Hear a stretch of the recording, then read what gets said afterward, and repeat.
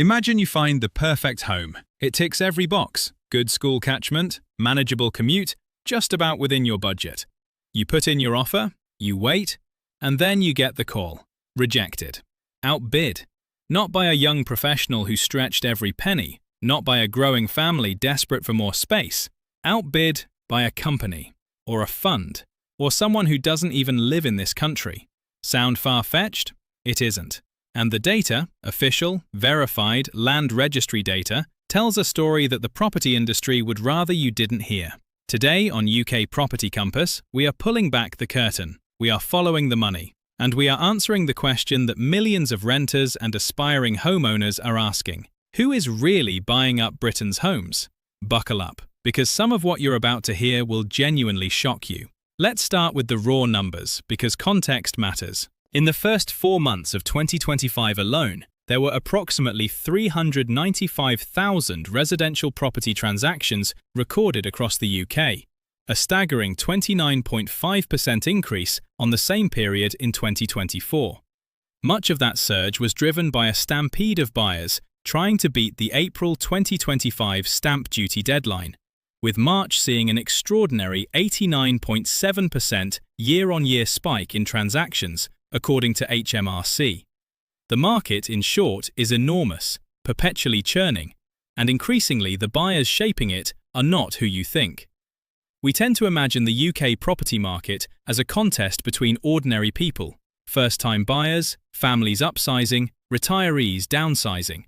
But the reality of 2025 is far more complex and, frankly, far more alarming. There are 4 major buyer groups reshaping British housing right now. First-time buyers and owner-occupiers, the traditional backbone. Buy-to-let private landlords, a force that's actually shrinking. Overseas and foreign investors, a fast-growing and globally diverse cohort. Institutional investors and corporate giants, the new power players. Let's meet each of them in turn. Let's begin with the people we all root for, the first-time buyer, the young couple, the single professional, the person who has saved for years, who has done everything right, and who just wants a place to call their own. The data offers some hope, but it is tinged with sobering reality. According to the latest projections, around 670,000 first-time buyers are expected to purchase a home in the UK over the next 12 months. That sounds encouraging, but dig deeper and the picture darkens considerably. The average first-time buyer in the UK is now 32 years old. That's not a statistic to gloss over. A generation ago, the idea of waiting until your early 30s to buy your first home would have seemed extraordinary. Today, it's the norm. And prices? First-time buyers across the UK are now looking at an average home price of £254,750, a figure that is 4.3% higher than just 1 year ago, and growing at nearly 3 times the headline rate of national house price growth, according to Zoopla's May 2026 data. Here's the crux of the problem. Owner-occupiers accounted for just 64.3% of all households in 2021 to 22. Down 6.4% from the peak in 2005. That means that for 2 decades, home ownership has been steadily, quietly, slipping away from ordinary British families. And the forces we're about to describe are a key reason why. Now here's one of the great ironies of the modern British housing market. At the same time as renters are being squeezed like never before, with rents surging by 9% year-on-year as of December 2024, significantly outpacing wage growth, the traditional private landlord is leaving the market in their droves. Why? Because for many small-scale buy-to-let investors, the numbers no longer stack up. Beginning in 2015, a series of tax reforms, the removal of mortgage interest relief, the 3% stamp duty surcharge on additional properties, and tightening regulations, began to erode the viability of small landlord portfolios. Then came soaring interest rates from 2022 onwards. An estimated 150,000 rental properties have been sold by private landlords since 2022, when the Bank of England began its rate hiking cycle. The Renters' Rights Bill, now progressing through Parliament, has accelerated this exodus further. The RICS May 2025 survey found that new landlord listings continued to fall even as tenant demand hit some of its highest levels in years. A net balance of 43% of surveyors expected rents to rise further over the following 3 months, the strongest reading since October 2023. So fewer rental homes, more desperate tenants, rents flying upward. This is what happens when policy squeezes the small landlord out of the market. But here's the critical question. Who is buying those homes when the small landlord sells up? Some are going to owner-occupiers. Good news. But a growing and deeply significant proportion are going to an entirely different class of buyer. Let me introduce you to a world that most of us are barely aware of, but which is transforming the British housing market at extraordinary speed. The institutional investor. The pension fund, the private equity firm, the global real estate giant. These are entities that don't buy one house, or 5, or 50. They buy thousands at a time, and they are arriving in the UK at a pace and scale that has no precedent in modern history. Here are the headline numbers. Right now, institutional investors own just 3% of UK rental homes, compared with 37% in Germany and 41% in the United States. You might think that sounds reassuring, a relatively small footprint, but what that figure masks is the trajectory.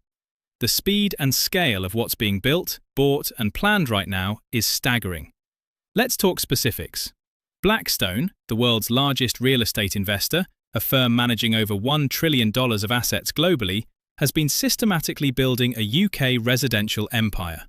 Operating through its Leaf Living platform, a single-family rental brand, Blackstone struck an £819 million forward purchase deal with house builder Vistry in late 2023, securing thousands of newly built homes for institutional rental before they'd even been marketed to the public.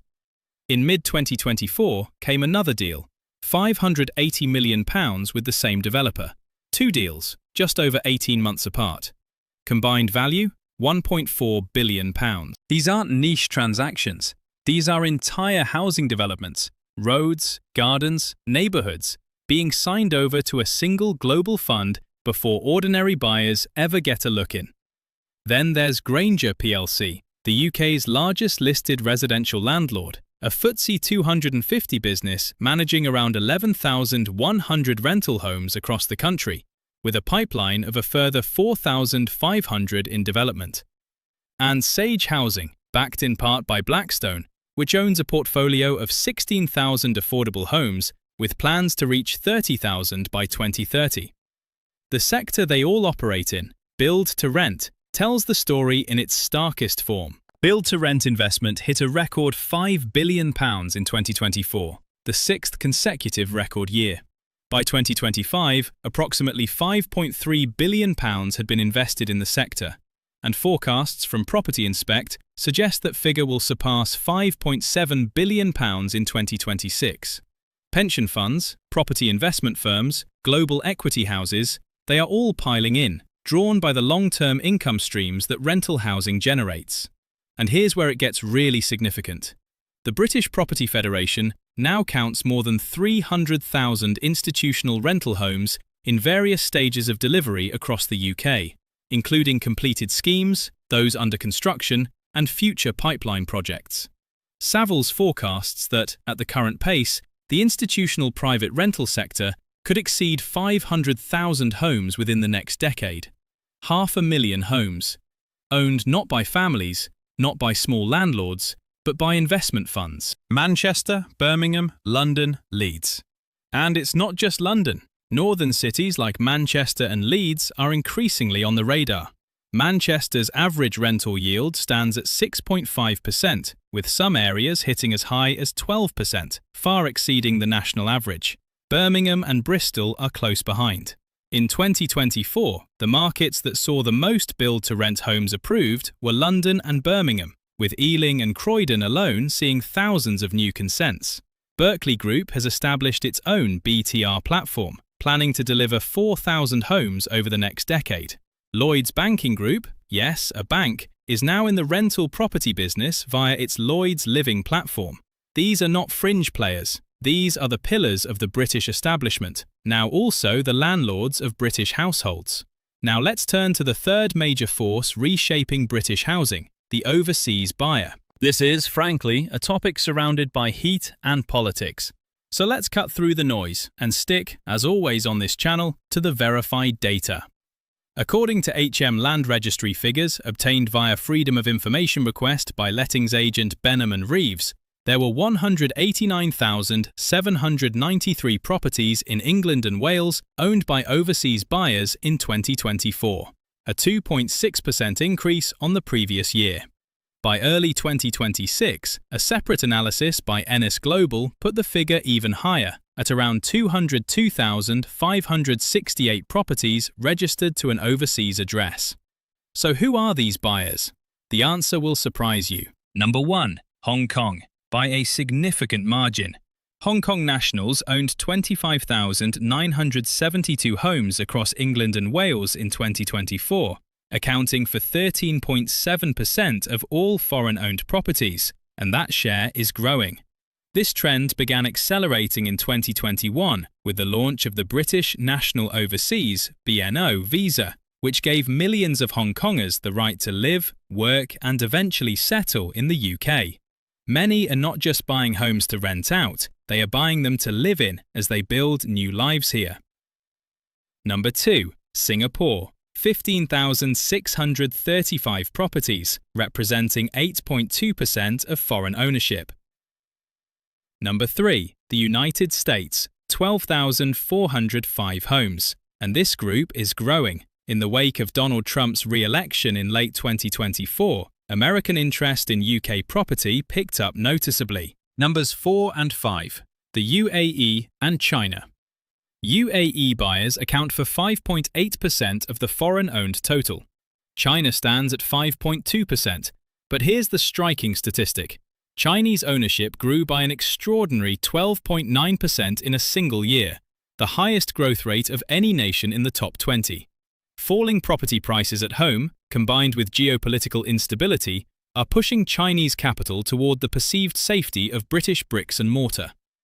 And Israel entered the top 20 for the first time in 2024, replacing New Zealand, with a 6.6% increase in property holdings, a direct reflection, analysts suggest, of regional instability in the Middle East. The impact on prices is mathematically measurable. A study by the London School of Economics found that for every 1% increase in the share of residential transactions to foreign entities, house prices rise by 2.1%. In London, where approximately 27% of all properties sold in Q1 2024 were acquired by foreign buyers, a 3% year-on-year rise, that is not a theoretical concern. It is an active force pushing homes beyond the reach of domestic buyers. In prime central London, the scale is even more jaw-dropping. Overseas purchases in that segment have ranged between 39% and 45% in recent years. And in 2026, analysts note that London's prime property is increasingly being treated not as a home or even a conventional investment, but as a global store of wealth, a safe deposit box denominated in bricks. The instability of currencies, governments and financial systems worldwide is making UK property ever more attractive to capital looking for somewhere secure to hide. Let's take a breath here, because behind all of these numbers, the billions, the forward purchase agreements, the institutional pipelines, there are real people. The generation that was told, work hard, save up, and one day you'll own your home. A generation that has done all of that and found the goalposts have moved. The data is unambiguous. Owner occupation, the cornerstone of British housing aspiration for 60 years, has been in structural decline since 2005. Today, rental demand is at an all-time high, driven by affordability challenges among first-time buyers and increasingly by a structural shift in the market itself. Rents across the UK surged by 9% year-on-year as of late 2024, far outpacing wage growth. And as more institutional capital floods in, as more homes are owned by funds rather than families, that trend is unlikely to reverse. Here is the critical dynamic. When a private landlord sells up, perhaps squeezed out by tax changes and regulation, two things can happen. That home can go to an owner-occupier, or it can be bought by a fund that will simply rent it back to someone else. The house doesn't disappear, but the pathway to ownership, for the person who might have bought it, closes. And when entirely new housing developments are forward sold to institutional investors before they ever reach the open market, that pathway closes before it's even begun. This isn't a conspiracy. It's capitalism operating rationally within the rules it has been given. The question, and it is fundamentally a political question, is whether those rules are serving the interests of the British public. One of the most significant and underreported shifts in recent years is that this story is no longer just about London. It is a national phenomenon. Foreign ownership, for instance. London does account for around 34% of all internationally owned homes in England and Wales. But the southeast accounts for a further 17%, and strikingly, the northwest, at 16%, has now established itself as a major destination for overseas capital, driven by Manchester's extraordinary growth story. Manchester's rental yields average 6.5%, more than double what you can typically achieve in prime London. That's a compelling argument for any yield-focused investor, whether they're based in Birmingham or Beijing. Build-to-rent is spreading rapidly beyond the M25. Leeds, Birmingham, Bristol, Sheffield and Liverpool are all seeing significant institutional investment. In 2024, Birmingham was one of the top 2 markets nationally for new build-to-rent planning consents. Meanwhile, house prices in the north of England, Scotland and Wales are currently rising at 2% to 3.6% per year. Strong growth in markets that were once considered value plays. The Northeast is seeing home sales up 6% on last year, despite falling buyer numbers, simply because supply is being absorbed as fast as it arrives. The institutional money knows this. It has known it for years. The question is whether the families who live in these communities will still be able to afford to buy there in a decade's time. What has the government actually done about all of this? There have been moves. The 2% stamp duty surcharge on overseas buyers of UK property, introduced in 2021, was an acknowledgement that foreign demand was distorting markets. The surcharge for landlords and second home buyers, now potentially set to increase further, represents continued pressure on buy-to-let investors. Labour's housing policy, ambitious in its stated goals, centres on building 1.5 million new homes over the course of this parliament, and the planning system has been reformed to help unlock that supply. In 2025, completions rose to a 3-year high of 1.2 million, and the first-time buyer share of completions reached 39% as lenders loosened income multiple criteria. But, and this is a significant but, much of the new supply being created is being absorbed by the very institutional sector we've been discussing. New build developments forward sold to Blackstone, Grainger and their peers are by definition not available to first-time buyers. You cannot buy a home that is sold to a fund before the planning permission ink is dry. The Renters' Rights Bill offers important protections for existing tenants. But protections for renters do nothing on their own to restore the pathway to ownership. And in some cases, by making the economics of small-scale landlordism harder, they accelerate the consolidation of the rental market into fewer, larger corporate hands. The fundamental tension is this: the government needs institutional capital to build the homes Britain desperately needs. Blackstone and Grainger and their peers are delivering housing supply that simply wouldn't exist without their capital. That is a genuine public good. But when that supply flows entirely into the rental market, when it is structured to produce permanent renters rather than future owners, the social compact of British home ownership frays a little further. So where does all of this leave us? The honest answer is, at a crossroads. The data tells us that buyer demand overall is running 10% below last year's levels as of May 2026, weighed down by mortgage rates that jumped from 4% to 5% in just 4 months. First-time buyers are spending more and, remarkably, they are not compromising on what they want. They are stretching further, waiting longer, but still, ultimately, wanting to own.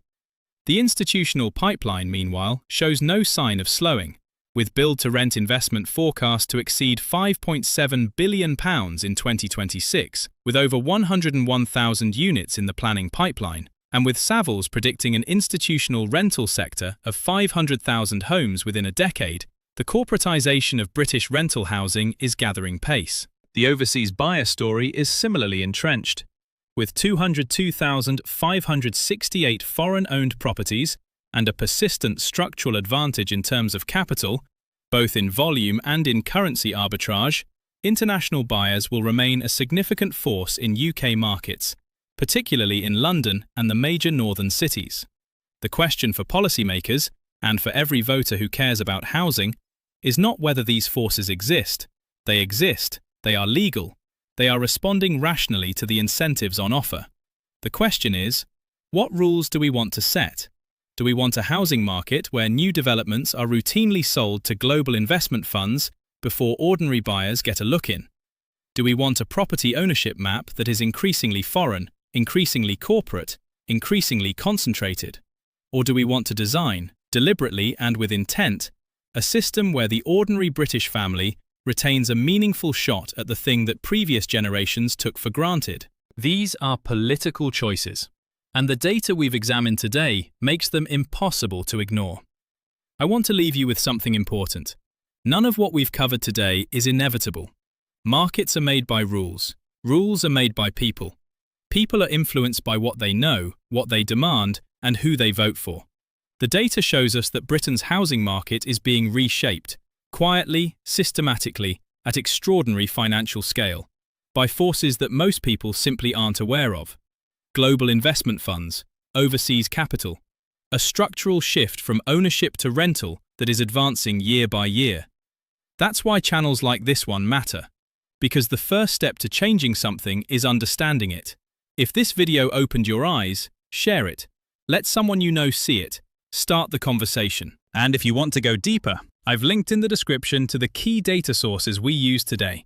Land registry data on foreign ownership, the British Property Federation's Build to Rent Tracker, Zoopla's latest house price index, and more.